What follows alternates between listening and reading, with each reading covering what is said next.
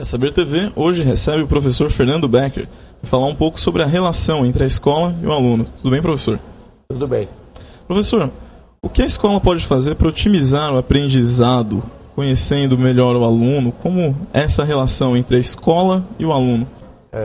Trabalhar melhor essa relação, investindo pesadamente na formação docente.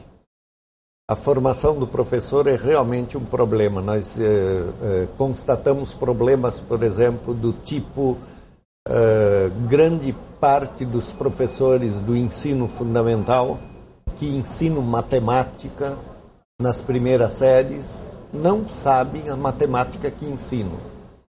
Isso gera um problema seríssimo, porque se o professor desconhece aquela matéria e ensina como se fosse um automatismo qualquer, como é que o aluno vai poder gostar daquilo que está sendo proposto a ele para aprender?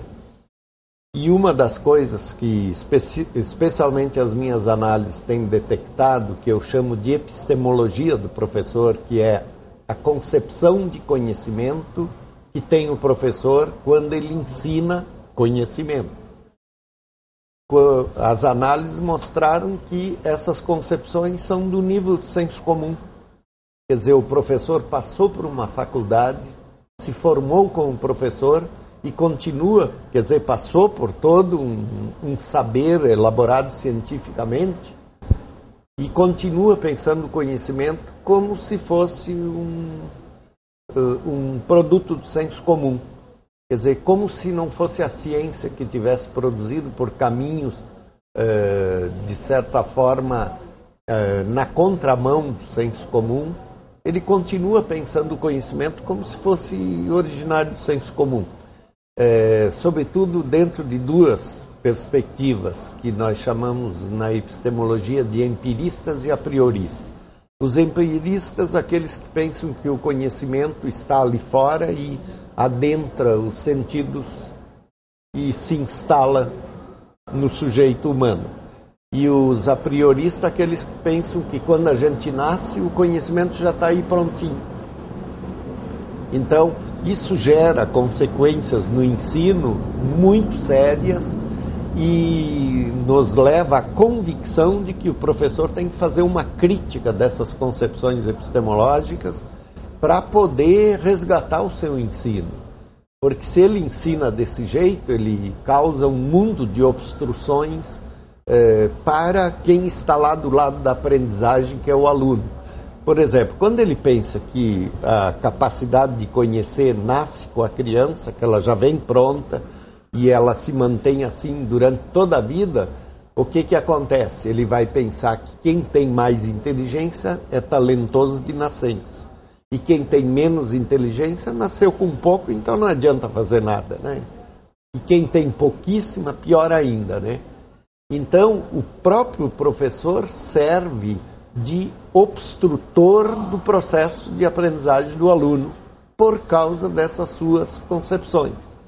A mesma coisa acontece com o professor que pensa que o conhecimento é simplesmente um produto da cultura, que a cultura se impõe ao sujeito e determina o sujeito em termos de conhecimento. Esse professor também vai ter certos problemas, porque ele vai tratar o aluno, vai botar o aluno no silêncio, na disciplina, dar mensagens para o aluno, que o aluno vai ter que repetir, como se repetir produzisse aprendizagem, né?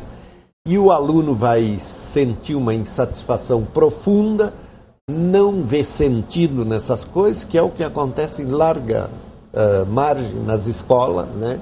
O ensino produzido desse jeito.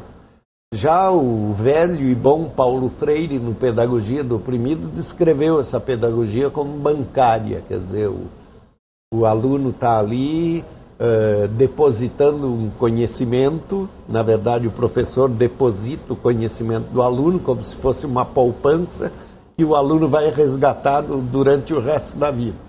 Ora, a concepção de conhecimento que está por trás dessa concepção pedagógica, ela é predatória, ela não pode dar certo, nunca deu certo, ela se mantém porque ela mantém simplesmente o poder do professor e a submissão do aluno. Então dá a impressão de ser uma escola bem organizada, bem comportada, e na verdade é uma escola que produz muito mais fracasso do que sucesso. O conhecimento do professor na sua área de atuação pode melhorar isso? Pode fazer com que o professor entenda como o aluno aprende aquilo que está sendo ensinado? Ou seja, o professor de matemática tem que saber bem a matemática que ensina, mas isso não é suficiente. Ele tem que saber como o aluno aprende. Se ele não sabe como o aluno aprende, o que acontece? Ele mira a perdiz e acerta o cachorro. Quer dizer, ele erra na mira, ele não consegue acertar no processo do aluno.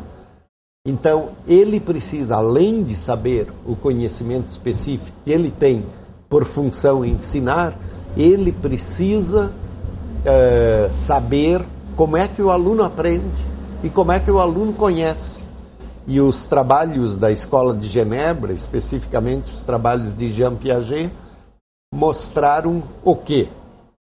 Que o conhecimento vai se diferenciando do nascimento à vida adulta e vida fora da pessoa. Pode-se dizer hoje que a pessoa está construindo e reconstruindo a sua capacidade de conhecer durante toda a vida.